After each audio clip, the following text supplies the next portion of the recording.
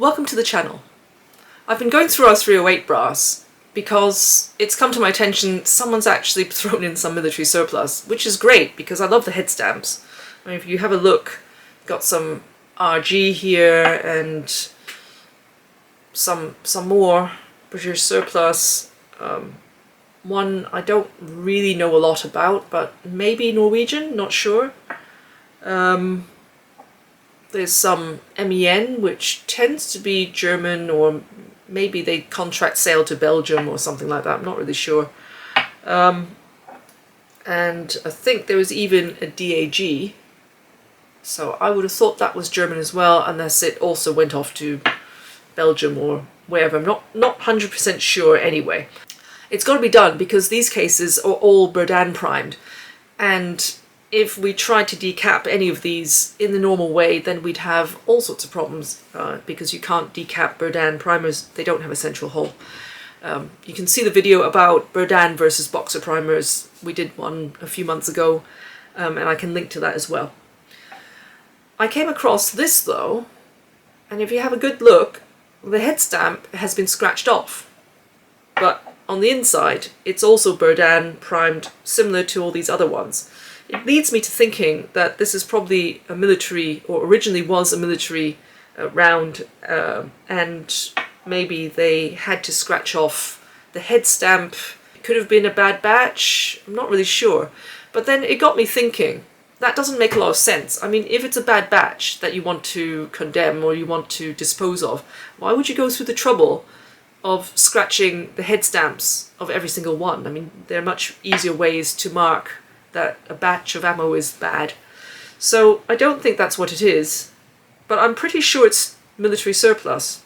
So it's got me thinking that they must have done it because it was going to be sold off not as scrap brass, as a lot of these do tend to be when they've been used, but it might have been sold off for commercial resale as military surplus ammo for sale to the civilian market.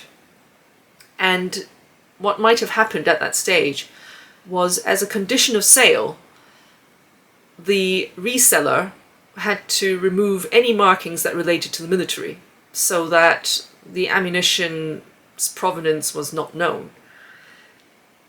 I mean, there's a few ways you could do that. I suppose potentially you could have a think about maybe taking a slice off the base, but that wouldn't necessarily work because although you would get the markings off, you're going to try to slice off part of the primer. I mean, it wouldn't work at all. So I think the expedient they came up with was not to interfere with the overall length by trying to shave it off in order to get rid of the markings. They just scored it deeply so that the markings would be gone, but the primer would be unaffected and the overall length would be unaffected. I think that's what's happened. And I think the difference between these ones, with the head stamps scored off, and these ones, which may also have come from Germany, is that these ones were shot and they were let go of as fired brass, and these ones were sold off for civilian use. I think, as a consequence, that these ones actually do come from Germany because they have pretty strict conditions on demilitarizing their kit. There's a whole list of stuff they need you to do to ensure that it's demilitarized.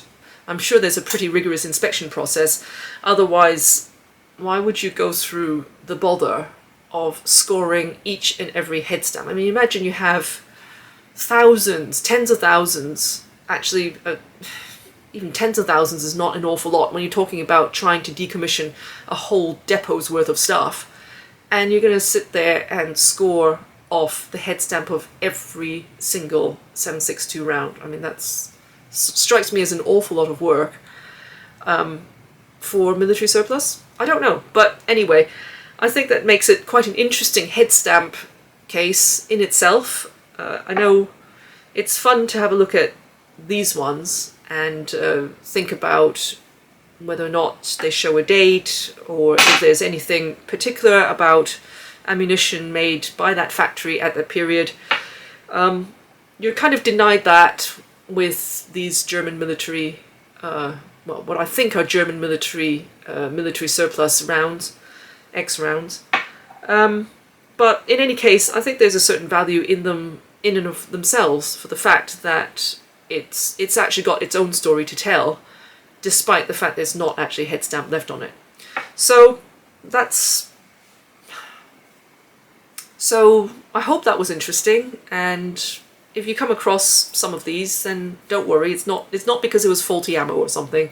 I think it's just because it's military surplus and that's what they have to do in order to sell it into the civilian market. I hope that was interesting, and we'll see you next time. Bye bye.